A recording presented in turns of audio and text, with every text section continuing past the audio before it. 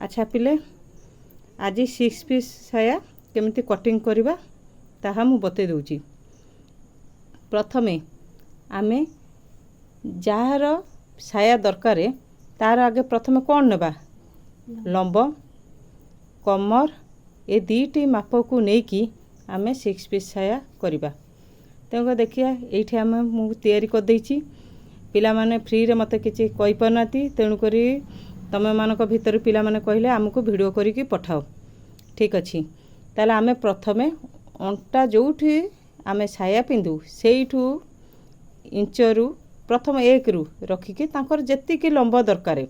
36 हो 37 हो कि 40 हो सेतिकी आमे लंब लेखिबा। तापर कौन दरकार ना आमर कमर बा अंटा जेतिकी ढिला दरकार सेतिकी आमे नेबा। एटा राउंड रही अंटार माप अधा नहीं है। तापर ये आमे कौन करवा ना फर्मूला आमे काटी हे देख यहीटा ए फर्मूला तो किए किसी बुझीपारे कहे एटा कौन फुल लंब कौन केमती निहब जे न बुझिले एटा करि परिबेनी। तेणुक आकु फर्मूला बा ग्राफर माप केमिति बाहर करा जिवो एठी मु लिखि देछि। तमर कमर जेतिकी हेई थाउ बा अंटा हो बा कमर एका कथा सेटा तमर हेई जे एठी 40 तेणुक से कमर को ताकू 8 भाग करवा जेतिकी हैला 8 रे मु क्लास रे भी कहि देछि जे 8 भाग तमे जे हरि न परथबो माप फितार मु देखै देछि केमिति भाग करा जाय मु आ परे भी बतै देमी। ता जेतिकी हैला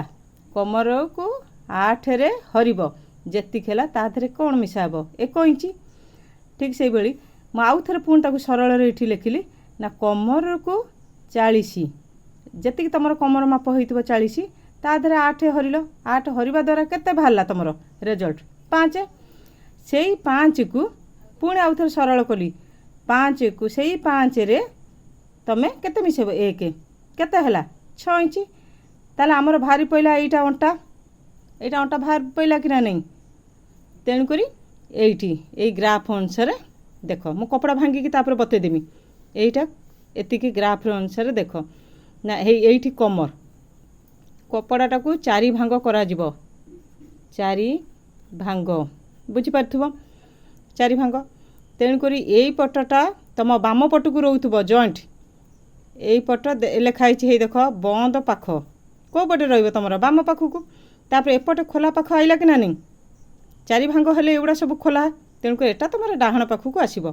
ताले एबे आमर माप नवा एठी जो आमर भाला से कमर को हरिकी 1 बा से कमर जेतिकी थिबो 40 ताको 8 रे हरिकी 5 सेही 5 रे आमे 1 मिसेबा 1 टा कोन पय नियाला ना आमर सिलेरी जिवो अध इंच एठी अध इंच जिवो। तेणु कर एटा पळेला आमर प्रकृत मापटा पाई गेले। तेणु कर एठू एतिकी आमर 5 रखाला एठू एतिकी जेतिकी तमर कपड़ा चौड़ा थिबो 34 प्राय थाए साई कपड़ा रे। तेणु कर एठू एतिकी आपण छाड़ देबे किछि माने आउ एटारे हाथ मारिबा नै। तापर जोठू कमर माप नैथिले तार लंब तो तमर बाहर करथिबो हाँ हाँ लंब एटा जो भांगिला बेले फुल लंब नैथिबो ता धरे किछि मिसाइ नथिबो भांगिथिबो से कमर बाहरला बेले को एठी जेतिकी हेथिबो एपटू किछि माप नेबार नाही ए घेर रो लास्ट एठी एठू से कमर बाहर करिया पई 5 मिसाण 1 एठू माप फिता रखी एठी दाग देलो ए दाग को ए दाग सीधा गार पकेब बाहरी गला एटा हे लेखा आइची एटा कमर पाख 5 1 मिसाण 6 एठी कमर भी 5 मिसाण 1 6 हे गला। तापरे जिबा कमर पुणी आमर सायाटा तैयारी हिसाब पर पुणी अंटा पट्टी लागिबो कि नहीं। तेणु करी से कमर माप केते निया हाइची तमर 40 सेई 40 रे हरिदब 2 बाजे जे न हरि पाइला माप फितार मु कहि देछि केमिति भाग करा जिवो। माप फिता को मु पुणी देखै देम पछरे माप फिता को ताको 2 भाग करिवो केते हला 40 रे अधा 20 रे केते मिसिबो 1 1 कोन पई ना तमे माने देखिथिबो सायारे जो कड़ पाखरे फांका न थाई कि सेटा पुणी फोल्ड करके सिलाई करा हबो कि नै अध इंच पळेबो 1 पळेला। तेणु कर हम प्रकृत माप पाई गेले। पुणी एइटा डाउट जे एइठू एतिक आमे केते नेबा चौड़ाटा ना एइटा हमर 5 इंच एइठू माप नब 5 जोठेला एठू नब 5 एठू नब 5 हे गला 5 इंच କାଁ ଏଟା ଅଣ୍ଟାପଟି ଫୋଲ୍ଡ କରିବ ବୁଝିପାରୁଛ କାରଣ ଅଣ୍ଟାପଟି ଆଗ ପଛ ହେଇକି ଦୁଇ ଭାଗ ଏମିତି ନଥାଇକି ଏମିତି ଓଲଟିବ ଏଇପଟେ ଡୋର ଯିବ ପଶିବ ହଉ ଏତିକି ଆମର ବୁଝିପାରିଲ ତାପରେ କ'ଣ କରିବା ଦେଖ ଏହି 6 ପିସ୍ ସାୟା ବନେଇବାକୁ ହେଲେ ଆମକୁ ଅତି କମରେ 2 ମିଟର କପଡ଼ା ଦରକାର ଅତି କମରେ 2 ମିଟର